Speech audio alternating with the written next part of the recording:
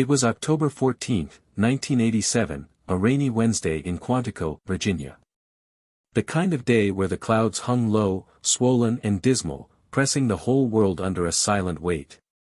FBI Special Agent Daniel Mercer parked his government-issued black Buick Regal outside the field office at 5:47 a.m. Security cameras caught him walking through the front doors with his badge clipped, coffee in hand, and no trace of worry in his stride.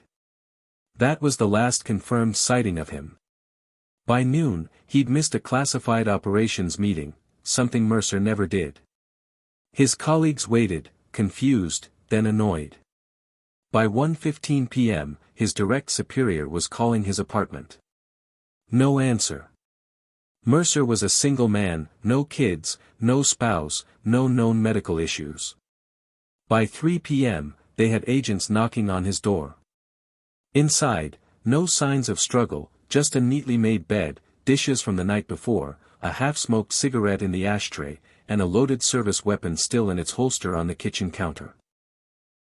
His phone was untouched.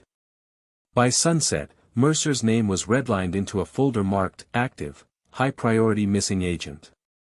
There were only a handful of those in bureau history, and his sudden absence triggered a controlled internal panic. The next day, news leaked. By the end of the week, half the town was buzzing with rumors: Mercer was a traitor, Mercer was dead, Mercer never existed. But no one could prove anything. What made the case even stranger was that Mercer had no open threats against him. He wasn't working undercover, he hadn't reported any distress, and he had passed his psych eval just 2 weeks before.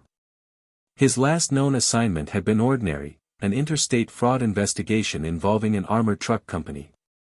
No major players, no flagged syndicates, no reason to vanish. His family was devastated. His mother, a quiet widow from Indiana, flew to Virginia with trembling hands and a head full of questions. Danny wouldn't just walk away, she said again and again to the agents assigned to the case. He wasn't that kind of man. His sister, Elaine, kept driving to his apartment every day for weeks, watering the plants and feeding a cat that didn't exist, just to feel close to him. Hope and denial lived hand in hand in that small, dim space. Months passed. Then a year. Leads dried up.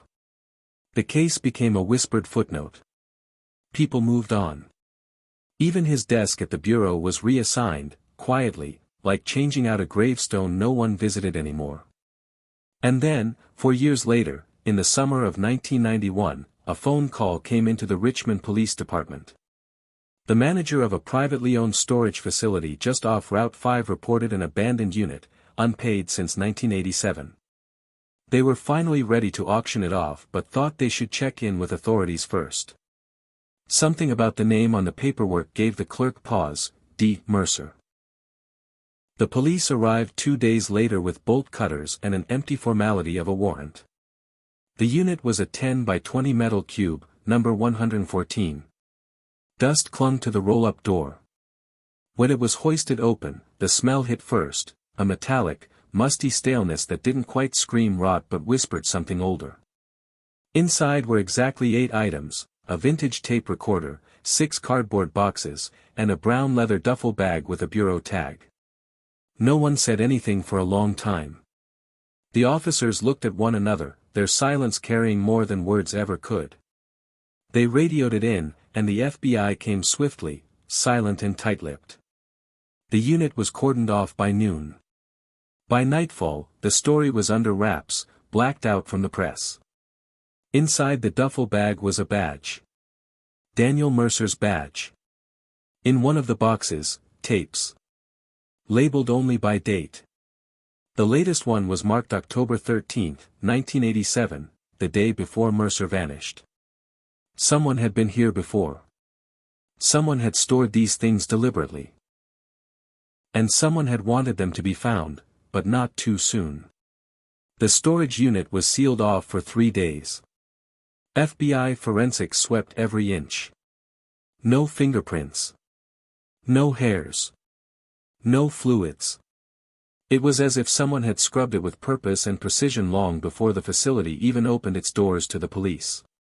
The only traceable elements were the items themselves, each catalogued, photographed, then boxed again for evidence transport.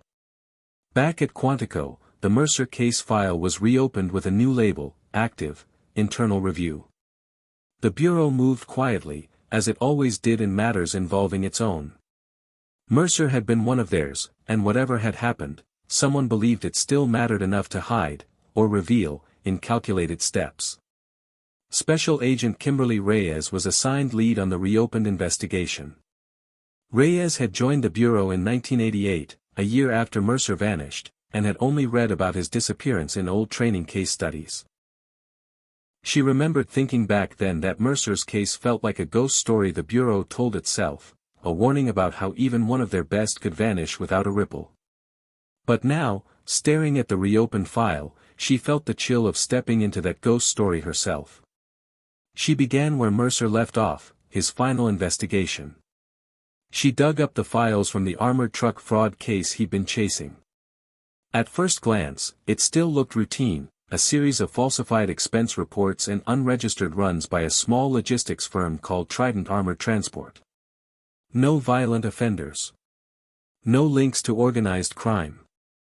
But Reyes noted something odd. Mercer had submitted 3 requests for classified access related to something called Project Phoenix during the same week he was investigating Trident. The name didn't appear anywhere in the truck case files. In fact, it didn't appear anywhere in the Bureau's regular archives. She filed a request for clearance but was quickly denied. That, in itself, was revealing. Why would a mid-level agent need top-tier clearance for a basic financial case? And why was the project sealed, even now? She turned her focus to the tapes from the storage unit. There were 6 in total. The first 5 were all audio logs, dated entries Mercer had apparently recorded during his investigation. The sound quality was uneven, like the recorder had been damaged or used in a rush. The earliest tape, from September 3, 1987, began with a long silence before Mercer's voice came through, tired, low, and anxious. "If anything happens to me," he said, "if I don't make it back, these tapes are the only record that matters." Reyes felt her stomach tighten. Mercer detailed how the fraud case had been a cover, something about Trident's deliveries not being cargo at all. He didn't say what they were transporting, only that he believed federal funds were being funneled through the company into black-budget operations. He mentioned the name, Phoenix, twice, both times hesitantly. "They're not just moving money," he said. "They're moving people. Not who you think. Not where you'd expect." The final tape, October 13, 1987, was shorter. It was late. He was whispering. "They found me. I think they know I took the files. I'm leaving the duffel at the drop site. Unit 114. If they get me, at least someone might find this." Then, nothing. Just the soft hiss of the tape running out. Reyes sat in the dim AV room for a long time, staring at the recorder as if it might offer more answers if she just waited long enough. But all that was left was static and silence. She checked back with the storage facility. According to the records, Unit 114 had been rented under Mercer's real name, not an alias. That was strange. Most agents in trouble wouldn't leave a breadcrumb that obvious unless they wanted to be found. The rental was paid in advance through a cashier's check with no trace. The payment stopped exactly 1 day after he vanished. Someone had kept the unit open just long enough for it to disappear into legal limbo, waiting 4 years for someone to stumble on it. That suggested help, an accomplice, maybe. Or an inside hand. Reyes made a note to re-interview everyone on Mercer's original team. The old reports were filled with polite answers and vague shrugs. Agents had cooperated, but no one had volunteered anything useful. But time changed people. Maybe one of them had grown tired of silence. That evening, she drove to Mercer's old apartment. It had been rented to a college student now, but the layout was still the same. Standing in the hallway, Reyes tried to imagine what Mercer saw that morning he left for work, his last normal day. A man who knew something dangerous. A man who had left everything behind, including his gun. The next morning, she found a message waiting at her desk. It was unsigned. Just a yellow envelope slid through the main slot in the evidence locker. Inside was a photo, grainy, black and white, taken from a distance. It showed two men in suits near a hangar marked with a trident logo. One looked vaguely like Mercer. The other had his face turned away. Scrawled in ink at the bottom of the photo were just two words. Not missing. Elaine Mercer had never believed her brother was dead. Not really. People told her to move on, to accept that he was gone, but she couldn't. There was no body. No blood. No closure. Just an empty apartment, unanswered questions, and a missing man who had called her the night before he disappeared and said, "If anything happens to me, don't let them tell you it was my fault." She had never forgotten that call. He hadn't said where he was going or what he was doing. Just that she should keep the key he gave her safe, and that he'd be in touch again soon. He wasn't. The key was still in a drawer in her kitchen, tucked behind a row of old utility bills and expired coupons. For years, she'd told no one about it, not even her husband. It was small and silver, unmarked except for a number, 114. Back then, she thought maybe it was for a locker or safety deposit box. But it had meant nothing until now. When Special Agent Reyes called her, Elaine wasn't surprised.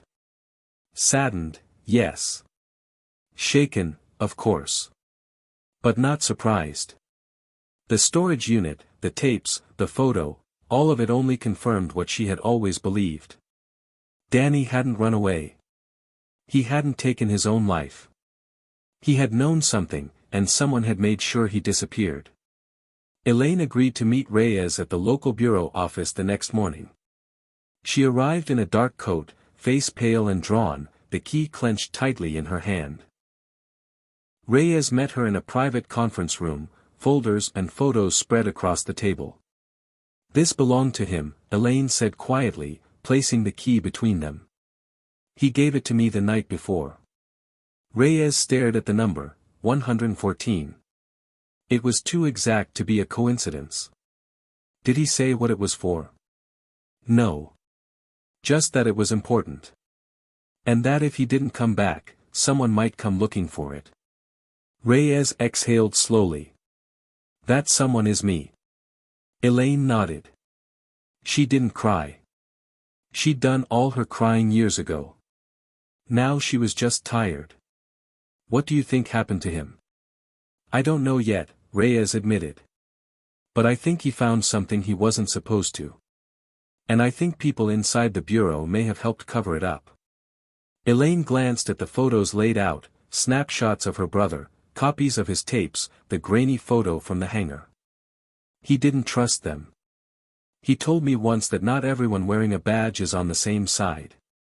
That struck Reyes hard. Mercer had been one of the bureau's best. If even he had doubts about who to trust, it meant the rot ran deeper than she thought. Elaine hesitated, then reached into her purse and pulled out something wrapped in tissue, an old cassette tape, unlabeled. "I found this in a book he gave me. I didn't play it. I didn't want to hear his voice that way. Not then." Reyes took it gently, her mind already calculating the next steps. "I'll have it transferred. If there's anything on it, I'll let you know." That night, Reyes sat alone in the bureau's audio lab. She inserted the cassette, adjusted the volume, and hit play. The sound was rough, static and crackling, but then Mercer's voice emerged. "I think I'm being followed. Not by strangers, by people I know. People I've worked with. I don't know who to trust anymore. Phoenix isn't just a black project. It's something bigger. They're using Trident to move people off books. No records. No oversight. They told me it was immigration work. That we were monitoring illegal trafficking. But it's not that. I saw the files. I saw the names. Some of them were American citizens. No charges. No warrants. Just, gone. He paused, breathing heavily. If they get to me, it won't be clean. They'll make it look like I disappeared. Like I cracked. But I didn't. I'm not crazy. And if you're hearing this, Elaine. I'm sorry. I'm so sorry. I never meant to drag you into this. Keep the key safe. Someone will need it, eventually. The tape clicked off. Reyes leaned back, numb. Mercer had uncovered something that went far beyond fraud or mismanagement. Phoenix wasn't a project, it was a shadow network. A system designed to erase people, bypass due process, and leave no trace. And someone had used that system on one of their own. She pulled the case file closer, flipping to the original interviews from 1987. One in particular stood out now, Special Agent Walter Graves. He had been Mercer's partner on the Trident case. At the time, Graves had told investigators he believed Mercer was under stress, paranoid, and acting erratically. His testimony had helped shut down further internal inquiry. He'd retired in 1989 and moved to a quiet farm in West Virginia. Reyes made a note. She'd be paying Graves a visit. Outside, the wind pressed against the windows like a warning. Something told her the closer she got to the truth, the more dangerous this was going to become. But she also knew one thing for certain. Daniel Mercer had never stopped trying to expose whatever Phoenix really was. And now, 4 years after he vanished, someone had finally started listening.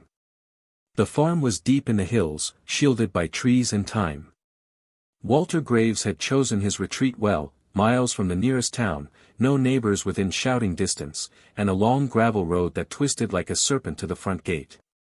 It had the look of a place built by a man who didn't want to be found. But Agent Kimberly Reyes found it anyway. She pulled up just before sunset, the last of the daylight throwing long shadows across the porch. The house was old but sturdy, its roof freshly patched, its windows curtained.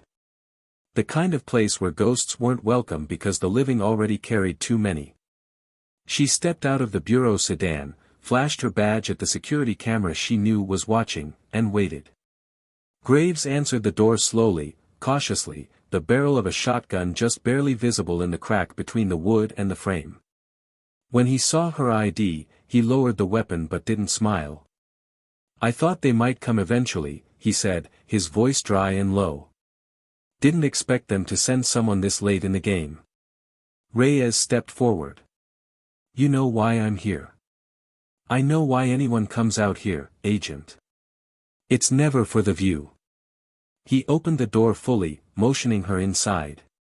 "Leave your weapon by the umbrella stand. House rule." She obeyed. Inside, the place was Spartan, bookshelves stacked high with binders, a radio on the kitchen counter playing soft classical music, a fireplace lit though the air was warm. Graves moved slowly, a man weighted by more than age. He poured 2 glasses of water and sat across from her without asking her name. He already knew it. "You're looking into Mercer." "I am." Graves leaned back, staring into the fire. "You listen to the tapes?" "Yes." "Then you already know more than I ever said out loud." Reyes studied him. "You were his partner. You submitted testimony that he was unstable. That he showed signs of mental decline.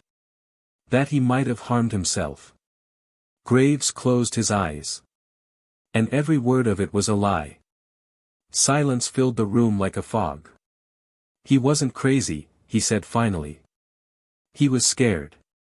But he wasn't wrong." Reyes leaned forward. "Then why did you lie?" "Because I didn't want to end up like him." Graves stood, walked to a cabinet, and pulled out an old file folder, yellowed with age. He dropped it on the table between them. Inside were photos, internal memos, and a list of names, civilian and government. Some were crossed out. Others had question marks beside them. Phoenix was a relocation program, he said. At least that's what they called it. Designed in the early 80s under the pretense of national security. It started with witnesses, people in deep cover, at risk. But it expanded. Too far. They began taking people who asked the wrong questions. Journalists. Whistleblowers. Agents. Why? Because someone up top realized it was easier to erase a threat than deal with it. Easier to make someone vanish than disprove what they knew. Reyes turned the pages slowly. Each document was worse than the last. Field reports, signed orders, even a memo referencing a test site in New Mexico. There were initials on several files, DM for Daniel Mercer. He was documenting everything, Graves continued. Keeping backups in case they tried to bury it. When he told me what he'd found, I begged him to drop it. Said no one would believe him. That they'd take him before they'd let him speak. But he didn't stop, Reyes said. No. Danny was too damn stubborn. He thought truth mattered more than survival. Graves took a breath, shaking his head. The night before he disappeared, he called me. Said he had evidence, real evidence, and that he was going to turn it in. I told him not to. Told him I couldn't help if he crossed that line. And he said, then I guess I'm already on the other side. Reyes looked up. Do you know what happened to him? Graves met her eyes for the first time. I know what didn't happen. He didn't run. He didn't die by accident. Someone made him disappear. And not just anyone. Someone with clearance. Someone who knew where to look, and how to erase the rest. Reyes stared at the fire, her thoughts moving too fast to name. Do you have any names? Anyone still alive? Graves nodded. There's one. General Carlton Weller. He was the liaison between the Bureau and Defense back then. He ran Phoenix on paper. But in reality, he gave the orders. Where is he now? Retired. Lives in a secure community in Arizona. Still has friends in high places. Reyes stood slowly, her pulse thudding. I need access. Records, contacts. Anything you didn't give them back in '87. Graves handed her the folder. It's all there. Everything I kept. Everything I couldn't say. As she turned to leave, he stopped her with a final warning. They don't kill you in daylight, Agent. They make you vanish in silence. You won't see it coming. Reyes nodded. Neither did Mercer. Outside, the sun had dipped below the trees, casting the world in gray. Reyes slipped the file into her case, eyes scanning the tree-line. She didn't know if someone was watching her. But for the first time, she felt like someone might be. Back in her car, she made a single call. Director Lansing, she said. We have a problem.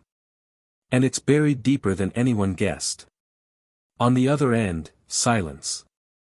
Then a soft reply. I was afraid you'd say that. Director Lansing didn't speak much. That alone made him powerful. Words were tools, and he used them with the precision of a surgeon. When Reyes called, she hadn't expected much, maybe a brief acknowledgement, maybe a warning. But his quiet response told her everything, he knew. She met him the next morning at a secure government building in D.C., not the Bureau headquarters, but a private space tucked above a parking garage, leased under a shell corporation. Lansing was already inside when she arrived, seated at the end of a long conference table that had never seen a real meeting. You brought the file? He asked, his voice clipped but calm. I did. She set it on the table and slid it toward him. He opened it and glanced through the pages like he'd read them before. Graves finally talked. He did. Lansing exhaled slowly. It was only a matter of time.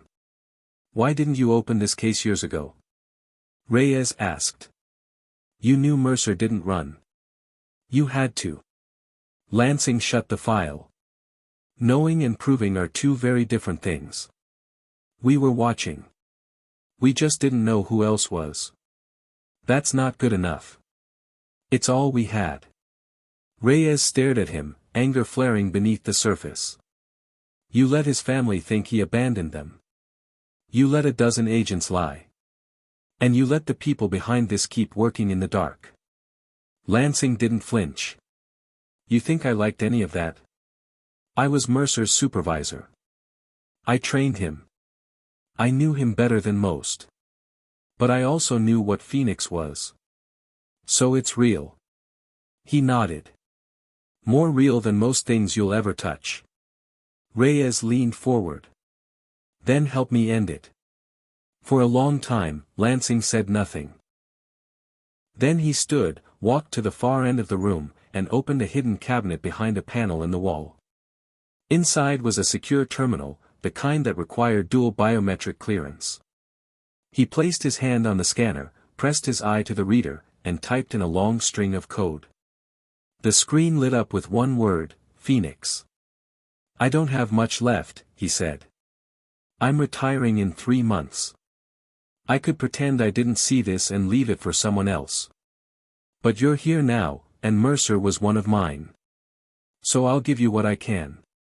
He pulled up a map, dozens of red dots scattered across the country.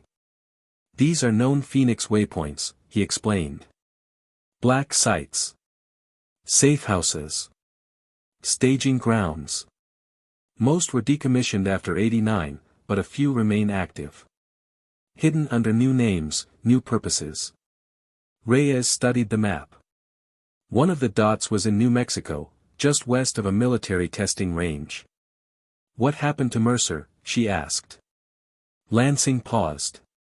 We don't know. We think he was intercepted before he could deliver his evidence. That he was taken to Site Echo. What is Site Echo? Lansing hesitated. A place that doesn't exist. Not good enough. He sighed. It was a classified holding facility, built in '84. Originally for captured spies and persons of extreme interest. No records. No trials. Just silence.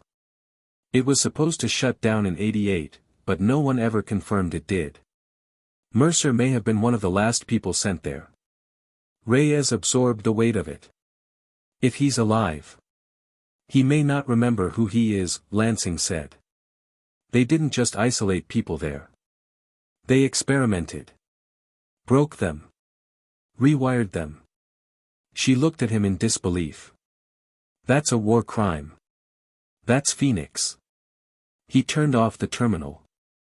You didn't hear this from me. You'll need clearance you don't have, access to bases you can't name. And if you keep pushing, they'll come for you too. I'm not backing off.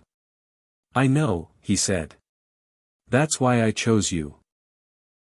Reyes left the building with a new name, a new destination, and the beginning of a plan. But she also left with the sinking feeling that Mercer wasn't the only ghost waiting in that desert. By nightfall, she was on a bureau jet headed for New Mexico. She brought only what she needed, Mercer's tapes, the old file from Graves, and a single name Lansing had scribbled on a notepad before she left. Lieutenant Colonel Aaron Voss. Retired. Former operations manager at Site Echo. The plane touched down just after midnight. She rented a car under a false name and drove through the endless desert, headlights cutting through black nothing. Her GPS lost signal 15 miles past a rusted road sign. The wind outside howled like something alive. By dawn, she found Voss's home. A worn ranch-style house, dusty and cracked by sun and years. The yard was dead. The mailbox hung open like a mouth gasping for air. She knocked. No answer. She knocked again, louder. The door creaked open. She stepped inside slowly, hand on her weapon. Colonel Voss. No reply. Then, from the back room, the faint sound of static. She followed it down a hallway, heart pounding, until she reached a small office. The air was heavy, the blinds drawn tight. Voss was slumped in a chair, eyes glassy and unmoving. Dead. On the desk in front of him, a tape recorder was running, hissing static. She stepped closer, pressed stop, and rewound. When she hit play, a voice emerged. Old. Tired. Breaking. They'll never let him out. Not alive. He knows too much. I told them I was done. That I wouldn't stay quiet anymore. So if you're hearing this, they got to me. Tell the Bureau, tell them Phoenix never died. Reyes turned off the recorder. Then she looked up, and saw it. Carved into the wall behind the desk, scratched into the plaster with something sharp, were just 3 words. Mercer is alive. The sun had risen fully by the time Reyes stepped outside Voss's house. Her mind raced with questions, and her instincts screamed at her to get back to the Bureau, to report what she'd found. But she knew that wouldn't be enough. Someone had silenced Voss. Whether it was recent or planned months in advance, it confirmed one thing: they were watching. And now, they were watching her. She made the call to the local police as protocol required. Told them she'd found a dead man in the desert. Gave her Bureau ID but left out everything else. By the time the responding officers arrived, Reyes had already copied Voss's tape and taken photographs of the carved message on the wall. She left before the scene was locked down.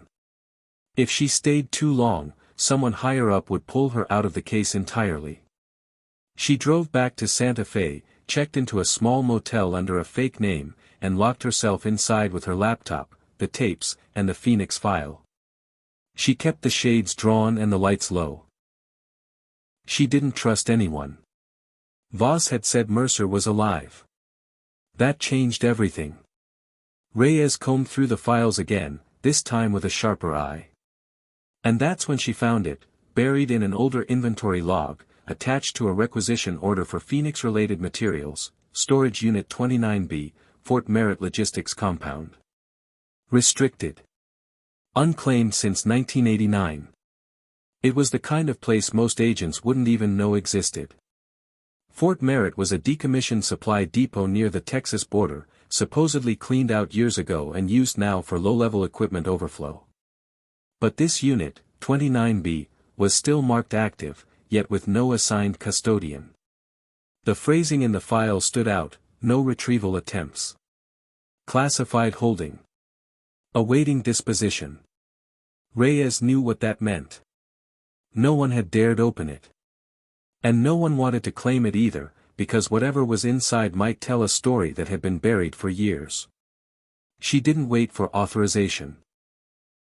She forged the necessary travel orders, rerouted her car rental, and drove 8 hours through the blistering heat of the Southwest desert.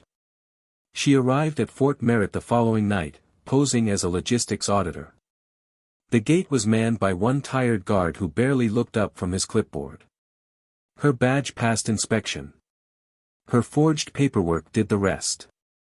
Inside, the compound was a graveyard of forgotten buildings and rusted trucks. Rows of storage units lined a cracked concrete path behind the main warehouse. Most were marked with faded stencils, A3, C11, D7. But near the far end, with its hinges dusted in red sand and its lock newly replaced, stood 29B.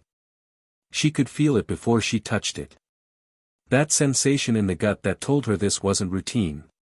This was the place. The lock had been changed, but the bolt looked new. Someone had come here. Recently. She used a lock breaker to snap the shank and braced herself.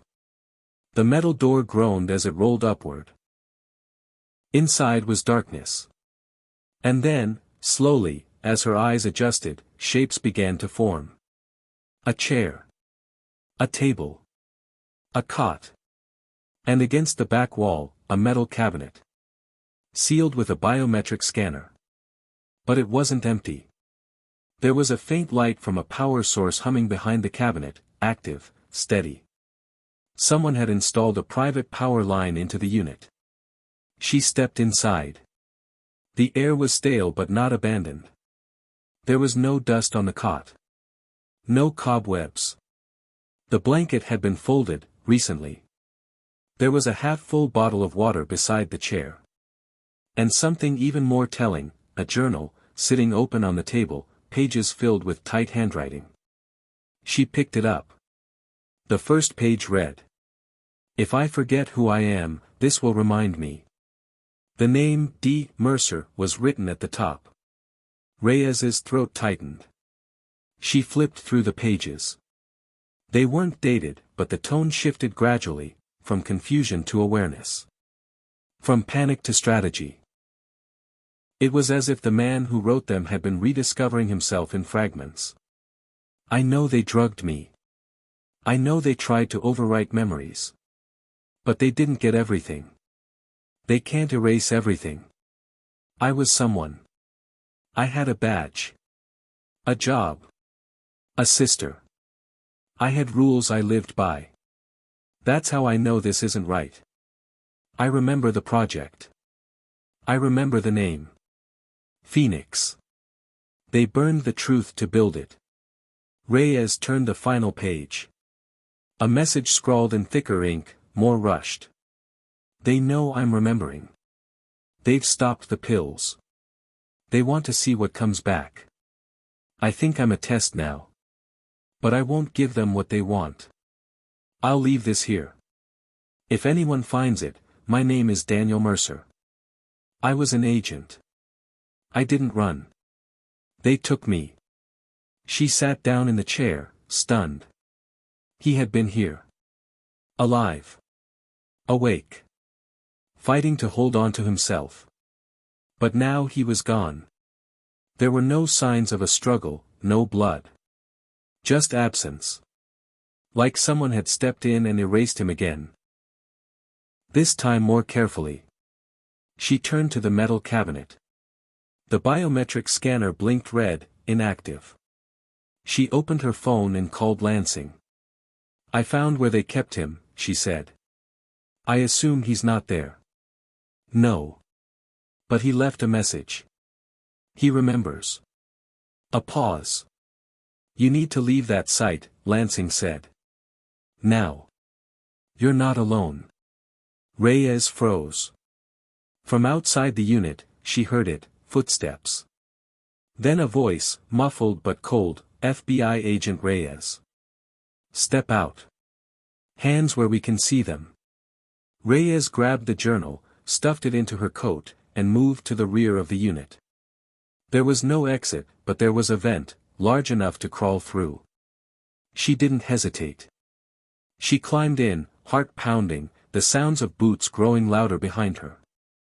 She emerged into a crawlspace behind the warehouse and didn't stop running until she reached the edge of the property. She left the car behind. Took the dirt road on foot. Traveled for miles before calling in a contact from a nearby field office. By morning, she was gone. But the journal was safe. And Mercer was real. Somewhere out there, the man who vanished in 1987 was still alive. And someone still wanted him silenced. Reyes didn't return to bureau headquarters. She couldn't. Her cover had been burned the moment those voices echoed outside the storage unit. Someone inside the system had tipped them off. Her travel was off book, her presence unauthorized, and yet they knew exactly where to find her. That meant only one thing: someone with high-level clearance was monitoring her movements in real time. She laid low in El Paso, moving between cheap motels and roadside diners, careful not to use credit cards or her government ID. The journal was with her at all times, wrapped in a thick manila envelope and double-sealed in a weatherproof pouch. It had become more than evidence, it was her proof that Mercer had survived, that everything he had claimed was true. And it was only half the puzzle. The journal referred again and again to the locker. Not the storage unit where it was found, but something else. Something Mercer had apparently hidden before his capture. A place he believed they would never find. I left the originals in the locker. The tapes, the photos, the documents. If I disappear, they'll come looking for the unit. But not the locker. It's mine. Reyes cross-referenced every mention of it. One entry stood out, a page scribbled with a barely legible address, numbers circled twice. Schofield Avenue, 4th and 11th, 113. That wasn't in Texas or New Mexico. It was back in Virginia. She knew the street. Schofield Avenue ran behind an old train yard on the edge of Alexandria. The area had changed over the years, but a self-storage facility still operated there under the name Patriot Lock and Safe. It was small, privately owned, and just out of reach of bureau surveillance grids. If Mercer had wanted to hide something long-term, it was a good choice. She took a risk. Using a burner phone and a spoofed location, she booked a red-eye flight to D.C., bought a used car in cash, and drove through the night. She arrived at the storage facility just before sunrise, bleary-eyed but focused. Her heart raced as she pulled in. Patriot Lock and Safe looked like it hadn't changed since the 80s. Chain-link fencing, faded signage, a security guard asleep in a booth with a radio buzzing low. Reyes parked and slipped through the side gate with a forged code she'd generated from public access override logs. She found Unit 113. The lock was old. She reached into her coat and pulled out the small silver key. The same one Elaine Mercer had given her. It slid in perfectly. She turned it. The bolt clicked. And then, for a moment, nothing. Reyes held her breath and pulled the door open. Inside was a wall of dust. But beyond that, bins, boxes, and one large metal footlocker in the center, painted black and stamped with faded federal markings. She stepped inside, closed the unit behind her, and crouched next to it. There was no lock. Just a single latch, rusted but intact. She opened it. Inside, stacks of files. Magnetic tapes. Old camera rolls.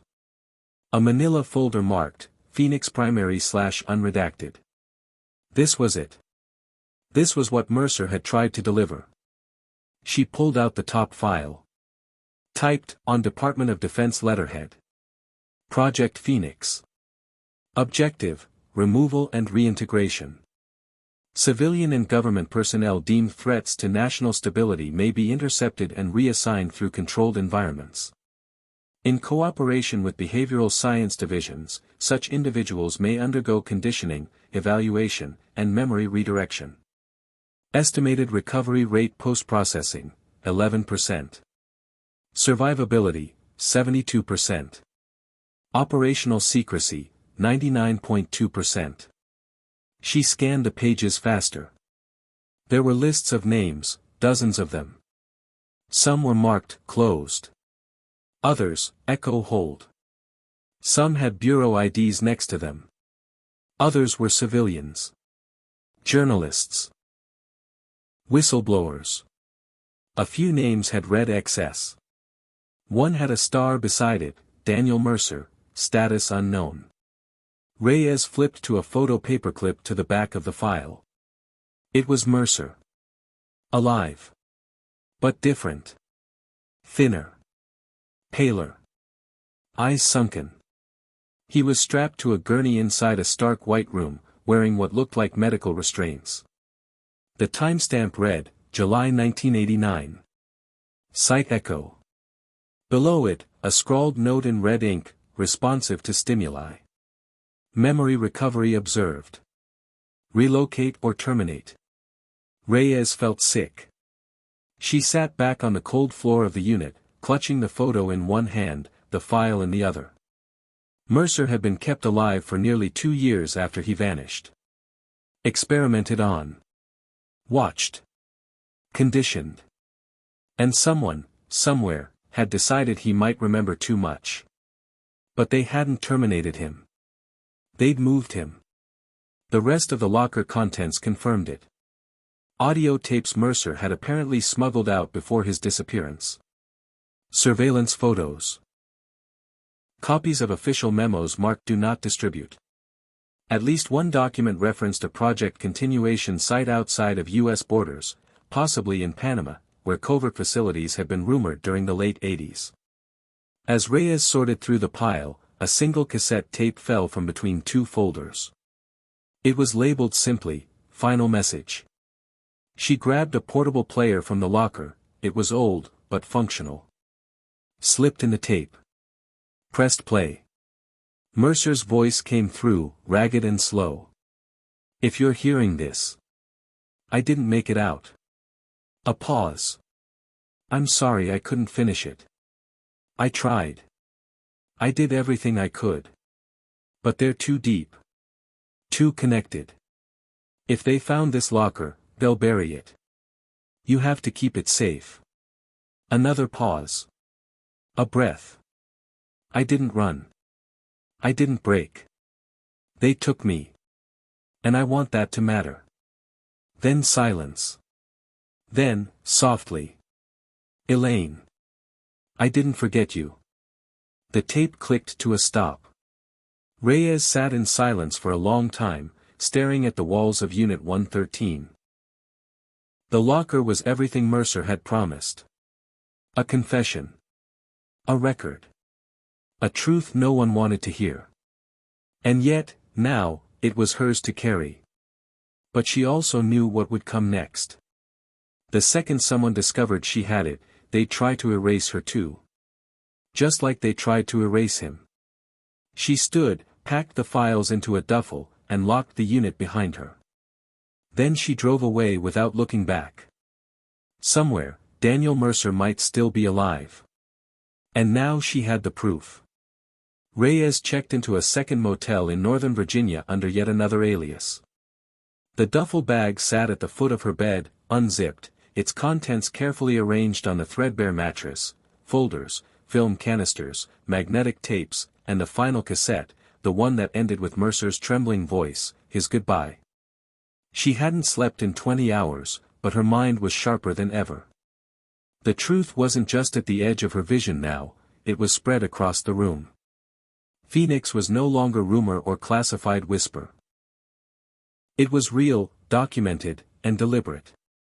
And its greatest secret, Daniel Mercer, had left behind a full record of its operation. Now came the next step, breaking it wide open. She began with the tapes. There were 5 in total, each labeled with dates and vague titles: Phase 1, Reactivation, Echo Entry, Conditioning Results, and Secondary Site Transfer. The first, Phase 1, was dated March 1987, 7 months before Mercer vanished. Reyes inserted it into a digital converter and hit play. Static.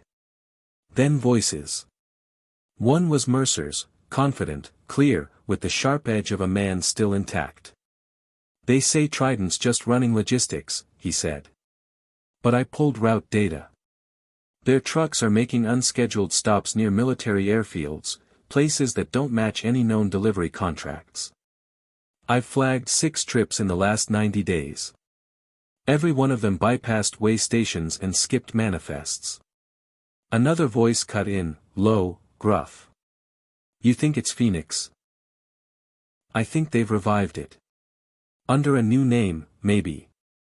But it's the same structure, untraceable movements, sealed budgets, and cargo that doesn't match any inventory." A pause. "They're not just moving money," Mercer said.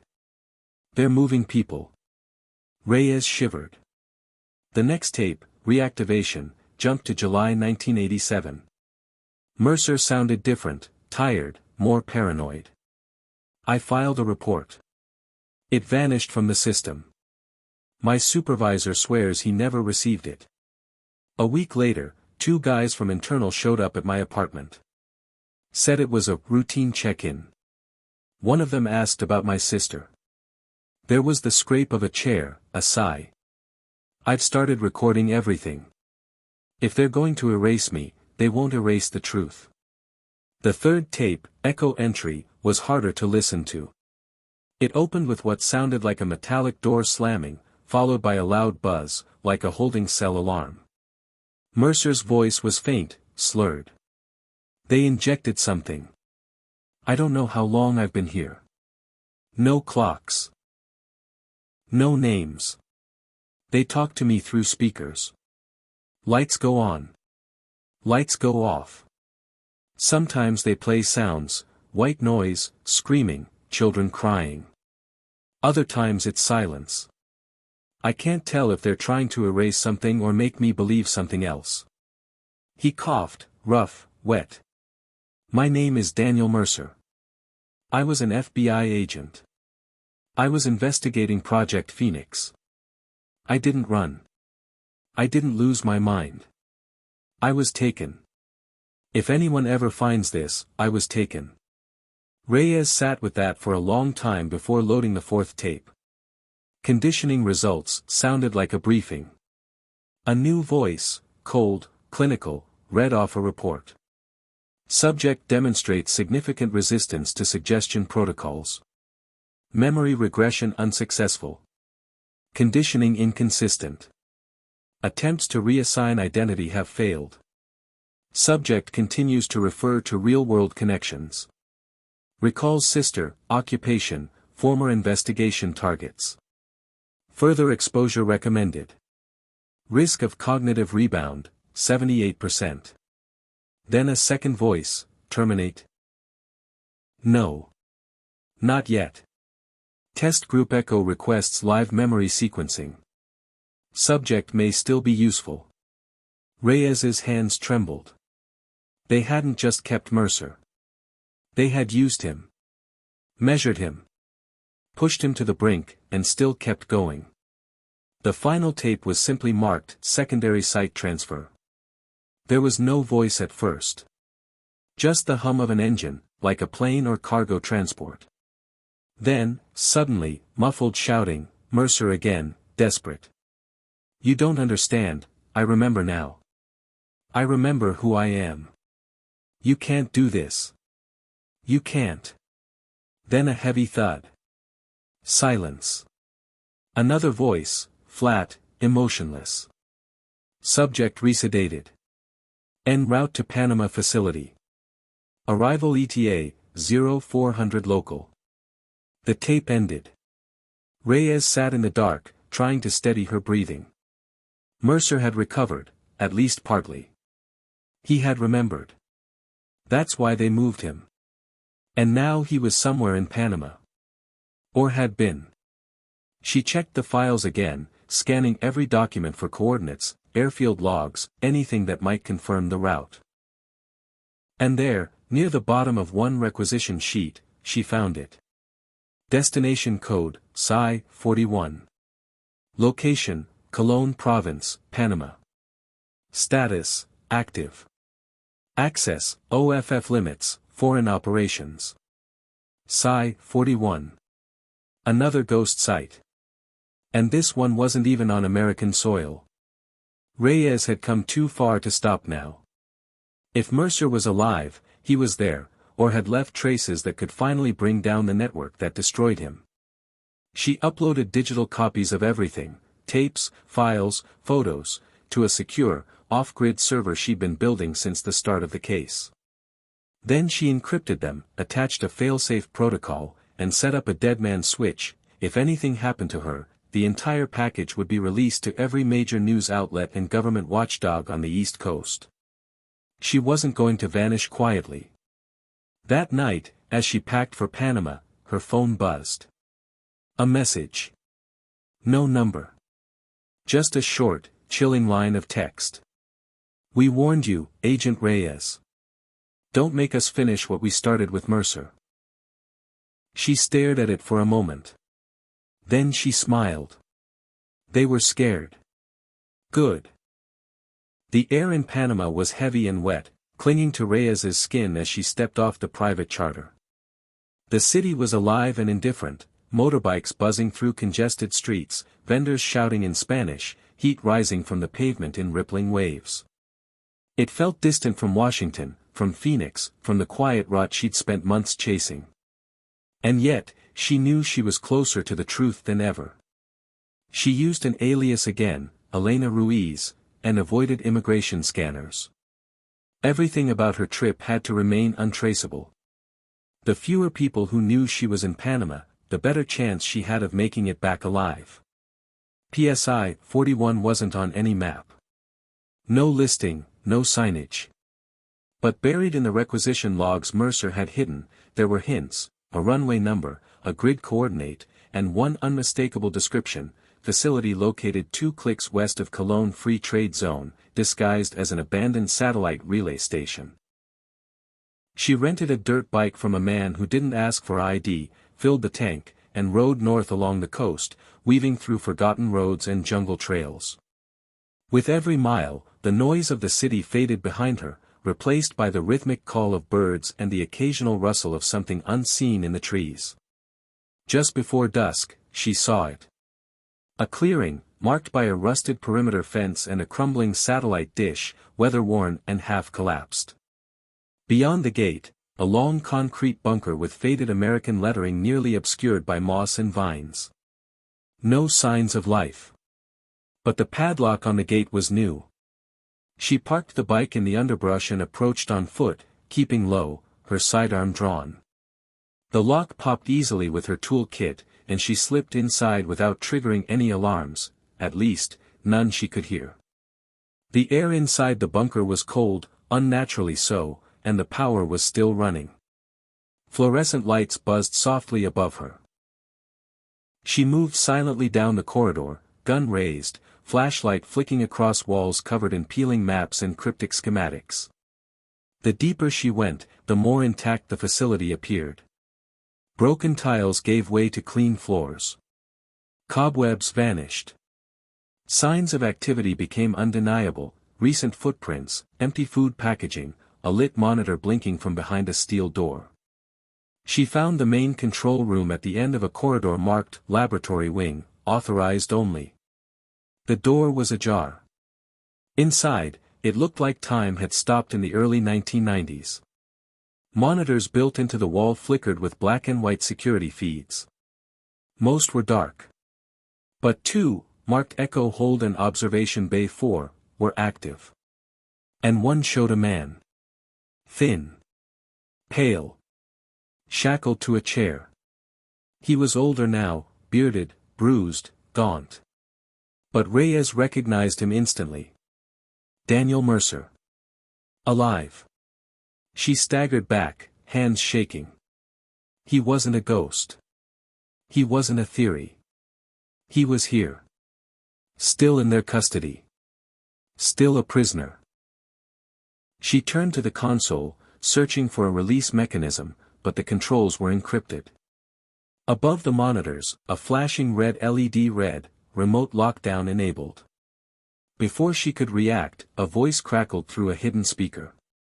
"Well done, Agent Reyes. You came farther than most." She froze. The voice was calm. Male. American. Faintly amused.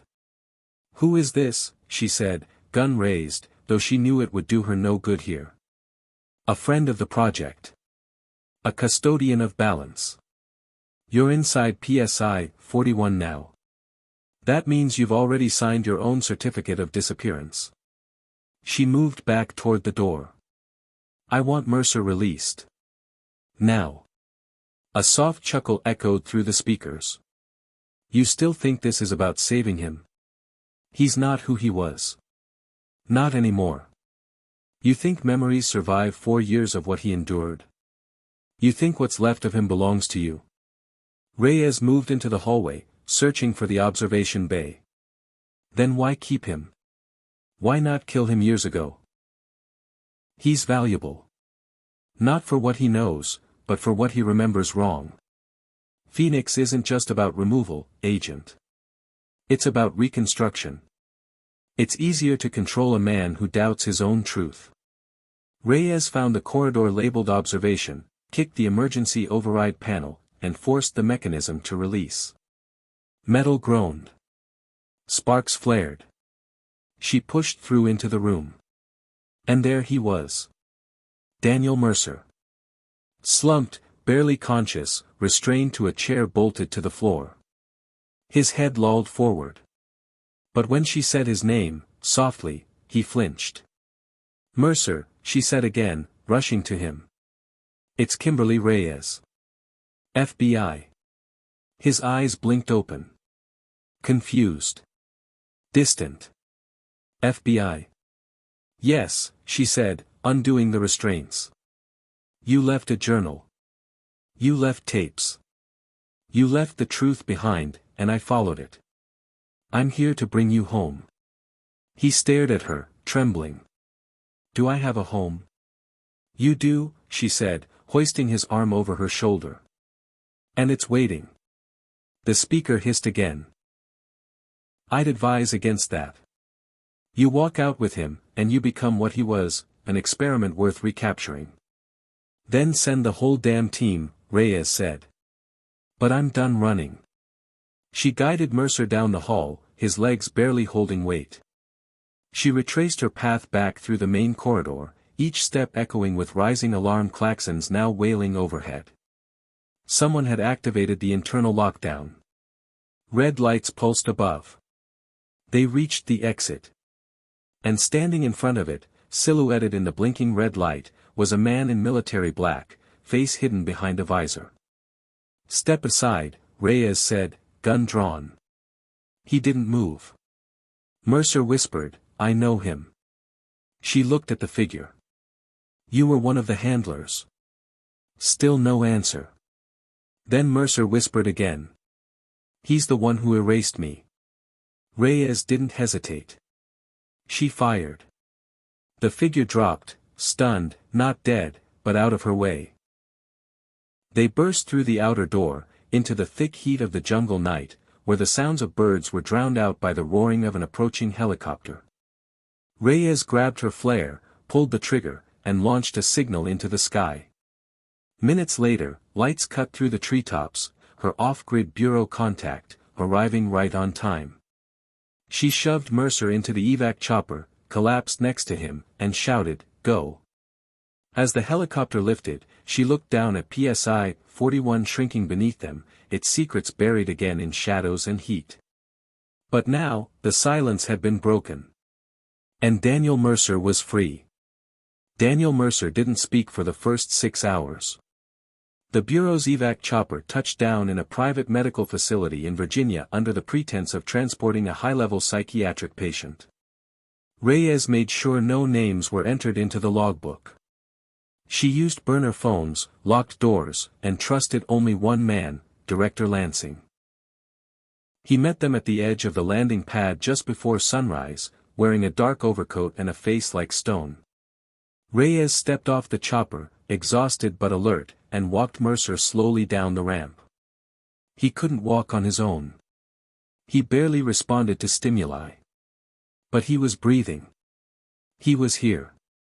Lansing watched them approach in silence. Then, quietly, he said, You did it. No, Reyes replied. I got him out. That's not the same. Inside, Mercer was wheeled into an isolation suite. His vitals were stable, but his brain scans were erratic. The doctors said it was trauma, prolonged exposure to sensory manipulation, and possible chemical damage. But Reyes had read his files. She knew the truth wasn't just in his mind, it had been ripped out, reshaped, and filled again like a jigsaw puzzle missing half the pieces. They began detoxing him immediately, flushing what years of Phoenix protocols had layered into his system. It would take time. Weeks. Maybe more. But already, Mercer had moments. Flashes. Words that meant something. The first thing he said that night, after hours of quiet, was a name. Elaine. Reyes leaned closer. Your sister. She's alive. He blinked.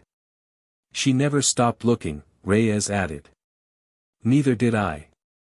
That night, Reyes sat beside his bed, reviewing the contents of the locker again. There were still names on the list. Still files to decrypt. But Phoenix wasn't just a project anymore, it was a system. A living thing, coiled deep within government walls. And though Mercer was safe, the people who had built PSI 41 were still out there. And they knew who she was now. At dawn, Reyes left the facility briefly to meet Lansing in a nondescript cafe across from a courthouse. He looked tired, older than he had a week ago. "You do realize," he said, "you've made yourself a target." "I was a target the moment I opened Mercer's file," Reyes said. Lansing nodded. "We're going to need a strategy. You've exposed the existence of a black site operating off-book in foreign territory. The moment we move formally, they'll bury the evidence and everyone attached to it." "I've secured copies," Reyes said. "The locker data is already uploaded to multiple endpoints. If anything happens to Mercer, or to me, it all goes public." Lansing sipped his coffee. "Then we're in." He glanced up at her. "I didn't survive the Cold War by watching good agents die alone. I'll authorize a task force. Quiet, off-record. Call it a review committee, if we must. But we'll start with the names on the list."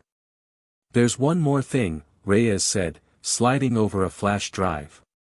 While Mercer was being moved to PSI 41, someone kept notes. Observations. Conditioning outcomes. But the language wasn't clinical. It was familiar. Lansing opened the file on a tablet and scrolled. Then he stopped. His brow furrowed. "These aren't from the handlers," he said. "They're from someone inside the bureau." "Exactly. Someone who's still active." Lansing scanned the document again, and the blood drained from his face. "Agent Claremont," he said quietly. "He works internal oversight. I promoted him last year." Reyes leaned forward. "Then he's the leak. He's the reason they knew where to find me." Lansing stood abruptly. "We'll take care of it." "Do it quietly," Reyes warned. "We don't know how many others are still embedded. Phoenix might be gone on paper, but someone kept the lights on." Back at the facility, Mercer was awake again. His eyes were clearer now, if only slightly. He turned to Reyes as she entered, tried to sit up, and failed. "Am I out?" he whispered. "You're safe." He looked around the room, the sunlight pouring through slatted blinds. "It's too quiet." She sat beside him. "I know. But it's real." He stared at her. "What day is it?" "Thursday," she said gently. "June 18, 1991. His eyes widened. "I went missing in '87. "I know." He lay back, breathing in the silence. "I thought I'd never. I stopped believing I existed." "You did," she said. "And we found you." Tears welled in his eyes, but he didn't let them fall. He reached under the blanket, trembling fingers searching for hers. "When he found them," he said, "promise me. If they try again, don't let them take me." "I won't," she whispered. "Promise me." "I promise." Outside his room, guards were posted. Federal protection had been discreetly arranged. But Reyes knew better than to trust appearances. She had seen what these people could do, how easily a name could be erased, a story rewritten, a life turned into a ghost. As night fell again, Reyes made a decision. She pulled out her encrypted laptop, opened the locker archive, and began composing a report, not for the Bureau, not for the director, but for the public. For the world. It wouldn't be published yet. Not today. But soon. She would redact the most dangerous elements, protect the innocent. But the core of it, the names, the photos, the facility known as PSI 41, it would go out. She saved the file under a simple name, Operation Phoenix, Witness Statement.pdf. Then she uploaded it to 3 locations, a private news outlet, a digital vault in Iceland, and an anonymous truth-sharing site run by former intelligence officers. It was time to end the silence. And time for the world to know what the government had buried in the dark. Rain drizzled across the windows of the safe house where Reyes had relocated Mercer. The facility had become too exposed. After the leak identifying Agent Claremont, she didn't trust any federal building. She worked off-grid now, directly under Lansing's protection, using bureau resources that couldn't be traced back to her name. Mercer had stabilized, but he was far from whole. He spoke more now, but often in fragments, memories that came and went like shadows. A flash of light. A woman's voice. Cold steel against skin. The chair. I remember her, he muttered one morning as Reyes brought him coffee. She wore glasses. Not for vision, for intimidation. She said my thoughts didn't belong to me. Reyes sat across from him, pen in hand, taking notes. Do you remember her name? He shook his head. Just. Supervisor. Like I was part of some factory line. Every scrap he gave her was cross-checked against the locker documents, the Phoenix logs, and the names she had begun compiling, the people whose fates had been sealed behind classified walls. There were 46 names on the list Mercer left behind. Some were agents. Others were civilians. All had vanished between 1984 and 1990. Disappearances that had been written off as accidents, desertions, suicides. But Reyes had proof now, some of them had been taken, just like Mercer. Reassigned. Reprogrammed. Killed. She built a case file for each one. Case number 004, T. Wheeler. Former NSA cryptologist. Disappeared March 1986. Rumored to have attempted whistleblowing over illegal surveillance programs. Body never recovered. Case number 019, L. Fryer. Journalist. Investigated domestic black sites. Car found torched in Utah desert. Declared suicide. No autopsy. Case number 027, D. Nguyen. CIA asset. Last known location, Honduras. Link to Phoenix offshoot program, Marionette. Status, Echo Hold. Same designation as Mercer.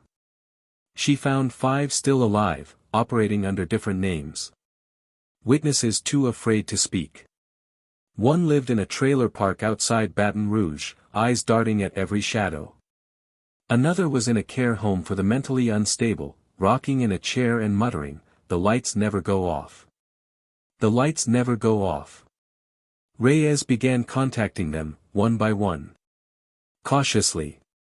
Her first meeting was with an old Marine colonel listed as case number 011, B. Flanders, now living under a different identity as Henry Miles. He answered the door with a shotgun but lowered it when she showed him Mercer's photo. "You know Dan," he said, voice cracking. "I got him out." Flanders stepped aside, eyes wet. "I thought he was dead." Inside, over whiskey and a silence born of shared trauma, he opened up. "They tried to erase me too. Back in '85. Drugged me. Moved me to some holding center in Nevada. I played along. Pretended it worked. That's the only reason I got out. They called it Phoenix." He nodded. "They said they were saving the country. That people like me were too loud, too dangerous. Said my memories were a threat to stability. So they cut them out, bit by bit. Like pulling teeth." Flanders gave her names. Locations. Patterns. Most of them matched Mercer's data. The story was forming now, not a random set of abuses, but a systemic cleansing operation, operating across agencies, feeding into a shared goal, eliminate threats not by force, but by forgetting. When Reyes returned to the safe house, she found Mercer staring out the window. "I heard your voice," he said. "When I was inside. I didn't know it was real." "It was," she said. "And now I'm here." He looked at her with clarity she hadn't seen since Panama. "They have a contingency," he said. "If the list gets out, they'll shut it all down. All at once. What kind of shutdown? Global. Digital sweeps. Leaks discredited. Anyone talking gets disappeared again, only this time, for good. Reyes swallowed. What activates it? I don't know. But it's tied to one name on that list. He pointed to the printout she had pinned to the wall. Case number 039, Silman. There was almost nothing on the file. Just a name and a red asterisk. Lansing called her within the hour. I just ran that name through old clearance indexes, he said. Adam Silman. He wasn't a subject. He was one of the architects. Reyes leaned against the wall. You're telling me Mercer's list includes the man who built Phoenix? He disappeared in '88. Supposedly killed in a plane crash. But if he's on the list, someone inside the program must have turned on him. Or, Reyes said, he went rogue. Lansing paused. If Silman's alive, he might be the only one who can dismantle what's left. Or the one person who can trigger its rebirth. That night, Reyes stared at the list for hours, her eyes fixed on the name that had no photograph, no location, no official record. Just the implication of enormous power. She started digging. Obituaries. Financial records. Foreign real estate. Anything tied to Silman. After 6 hours of combing through false leads, she found a hit. A shell company registered in the Canary Islands, Helix Dynamics Ltd. Registered director, Silas. Passport issued in '91. But the face? A blurry match for the man in one of Mercer's recovered photos. Older now. Bearded. Living in the shadows. She opened her satellite tracker. There it was. An island estate under heavy private security. Recently purchased. No listed tenants. But the energy consumption? Off the charts. Just like PSI 41. She forwarded the intel to Lansing with a single message: he's alive. He's hiding. Reyes turned back to Mercer. You knew. He nodded slowly. I remembered his voice before I remembered my own. What do we do now? Mercer looked down at his trembling hands. Then, softly, we finish what I started. The jet touched down in Tenerife under cover of darkness. Reyes sat near the rear, eyes fixed on the digital tablet in her lap, the satellite image of the estate zoomed in tight. Palm trees lined the property like sentinels. Behind the house stood a bunker, half buried, concrete roof, no windows. The energy grid confirmed what they suspected, it was still active. Someone was inside. Lansing had authorized the mission, but barely. A single team. No formal sanction. No backup. If we get caught, he told her, we're just tourists with very bad luck. Reyes had brought Mercer with her. It was a risk, but one they both accepted. He had insisted. This ends with me, he'd said. He's my ghost. They drove through the back roads in an unmarked SUV. The island was quiet, but the tension was deafening. Mercer sat beside her, silent, dressed in dark clothing, the stubble on his jaw a shadow of who he used to be. But his eyes had returned, clear now, full of purpose. They reached the estate by 3 a.m., parked near a grove of trees, and moved in on foot. The security system was good. Too good for a retired man. Reyes bypassed the main sensor grid and disabled 2 cameras before they slipped through the outer wall. Inside the courtyard, silence pressed in. Then, suddenly, motion. A door opened in the main house. A man stepped out. He was older, mid-60s at least, but tall, lean, with silver hair and a hard-set jaw. He lit a cigarette, took one drag, then spoke into the darkness. You can come out now, Agent Reyes. You too, Daniel. Reyes froze. Mercer exhaled slowly. He always knew. They stepped forward. The man didn't flinch. He turned, smoke curling around his face, and smiled. "Welcome," he said. "I suppose you came for the truth." "You're Adam Seilman," Reyes said. "I was. What are you now?" He looked at Mercer.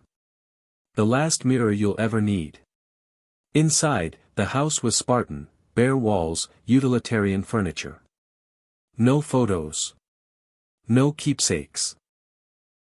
It didn't feel lived in, only occupied. They followed Seilman through the hall and down a flight of stairs. At the bottom, a steel door opened into what could only be described as a vault. The room glowed with the hum of machines, towers of servers, stacks of drives, fiber connections blinking like stars. "This," Seilman said, "is the final file." He gestured to a console. "Every Phoenix document, every experiment log, every subject. Including myself. They tried to erase me too, you know. I disagreed with the expansion. Said it was becoming something else. Something monstrous. So they decided I was a liability." "You built it," Mercer said, voice sharp. "I drafted the theory. Behavioral reinforcement. Identity destabilization. But I never designed PSI 41. That was them. The ones who came after. They industrialized it. Made memory a weapon. You let them use me," Mercer whispered. Seilman turned to him, face softening. "You were supposed to be a test case. Just one. I thought I could stop it after you. But once they saw what could be done." He trailed off. Reyes stepped forward. "We came here to shut it down." "And you can," Seilman said. "All of it." He tapped a key on the terminal. On screen appeared a map, nodes scattered across the world. Phoenix wasn't one site. It was dozens. PSI 41 had been the last operational center. But the digital infrastructure, the backups, the contingency programs, still lived. "This is the master switch," Seilman said. "Trigger this purge, and every encrypted Phoenix file, digital or physical, gets dumped into the public internet. Redacted only enough to avoid triggering national panic." "You'd be exposed too," Reyes said. "I already am. And I'm dying. Cancer. 6 months, maybe less." He turned to Mercer. "I kept your records off the main grid. Buried them deep. I knew one day you'd come looking." Mercer stared at the console. "And if we don't push it? They'll rebuild. Smarter. Quieter." Reyes looked at Lansing's encoded response. One line. "Decision is yours. We'll back you. Whatever it is." Mercer stepped forward, hand trembling above the keyboard. "They stole my life," he said. "My name. My mind." He pressed the key. The room went still. Then the screen erupted, files uploading, pathways opening, massive data transfers launching across global networks. Names, locations, operations. Whistleblower servers lit up like firestorms. In Washington, red phones began to ring. Across Europe and South America, safehouses activated. But it was too late. The truth was out. Seilman sat down, exhausted. "It's done. What happens now?" Mercer asked. "Now?" Reyes said, exhaling. "Now they try to explain the unexplainable." They left the house an hour later. Seilman stayed behind. "We all have to die sometime," he said. "I'd rather go knowing I gave something back." Reyes and Mercer made their way to the pickup zone. The sky was turning blue over the sea, the first light of morning casting gold on the horizon. In the days that followed, headlines erupted across the world. Government mind control program leaked. Former FBI agents' ordeal revealed in viral dossier. Phoenix Files confirm decades of illegal detentions. Some called it conspiracy. Others called it revolution. Reyes testified before Congress in a closed session. Mercer remained protected, finally off the grid by choice, not force. Flanders and the other survivors formed a group of their own, advocates, not victims. And the system that had hidden in shadows for decades now stood naked before the world. The final file was no longer secret. It was history. And Daniel Mercer, for the first time in years, was a man again. Not a ghost.